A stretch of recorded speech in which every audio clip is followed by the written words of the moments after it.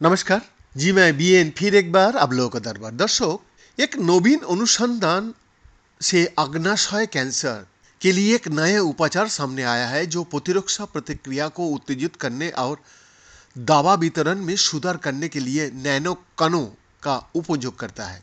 जी दर्शक, इस रणनीति ने महत्वपूर्ण परिणाम दिया है, जिसमें 9 में से 8 चूहों में ट्यूमर में सुधार देखा गया है और 2 में ट्यूमर पूरी तरह से समाप्त हो गया। यह दृष्टिकोण ऑन्कोलॉजी में व्यापक अनुप्रयोगों के लिए आशाजनक रूप से सामने आने वाला है। यूनिवर्सिटी ऑफ मैसाचुसेट्स एमहर्स्ट और उमस चेन मेडिकल स्कूल के शोधकर्ताओं ने चूहों पर अग्नाशय के कैंसर से लड़ने का एक नया तरीका दिखाया है। साइंस ट्रांसलेशन मेडिसिन में प्रकाशित अध्ययन में ट्यूमर लक्ष्यीकरण एजेंटों के साथ संयोजन में प्रतिरक्षा मार्ग को सक्रिय करने के लिए एक नए नैनोपार्टिकल ड्रग डिलीवरी सिस्टम्स की सहक्रियात्मक प्रभावों की रूपरेखा दी गई है। अग्नाशयी वाहिनी एडिनोकार्सिनोमा पीडीएसी अग्नाशयी कैंसर का सबसे आम रूप है। 5 साल की निराशाजनक 13% जीवित रहने की दर के साथ ये कैंसर से होने वाली मौतों का तीसरा प्रमुख कारण है। जी हाँ, एक बड़ी चुनौती ट्यूमर के आसपास का सूक्ष्म वातावरण है। इस वातावरण की विशेषता ये है कि ट्यूमर के चारों ओर घने ऊतक अवरोध पैदा करता है जो रक्त वाहिका निर्माण को बाधित करता है और प्रतिरक्षा घुसपैठ को रोकता भी है।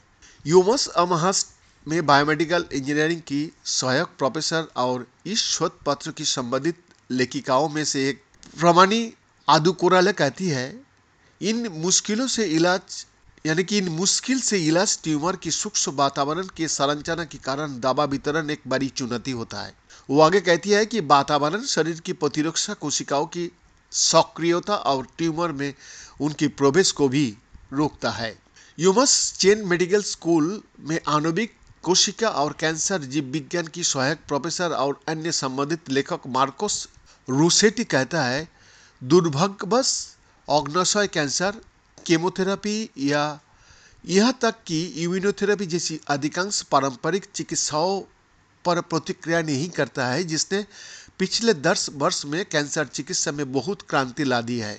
रसोट्टी की पिछले शोध ने प्रदर्शित किया कि 2 कैंसर दवाएं रक्तवाहिका विकास को बढ़ावा दे सकता है, जिसमें ट्यूमर में अधिक टी सेल साथ ही कीमोथेरेपी डिलीवरी संभव हो जाती है। हालांकि कैंसर प्रतिरक्षा प्रणाली को ये सोचने के लिए धोखा देता है कि ट्यूमर कोशिकाओं का एक सामान्य सत समूह है।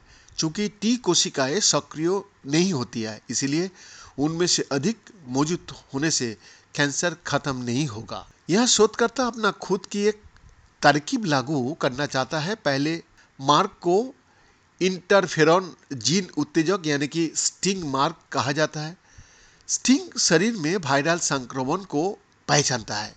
अगर इस प्रतिरक्षा प्रणाली को ये सोचने के लिए प्रेरित कर सकता है कि कोई वायरल प्रकार का संक्रमण है, तो हम ट्यूमर इम्यूनोथेरेपी के लिए एक बहुत ही मजबूत एंटी ट्यूमर प्रतिरक्षा प्रतिक्रिया का उपयोग कर सकता है, आदुकोरेल बताता है।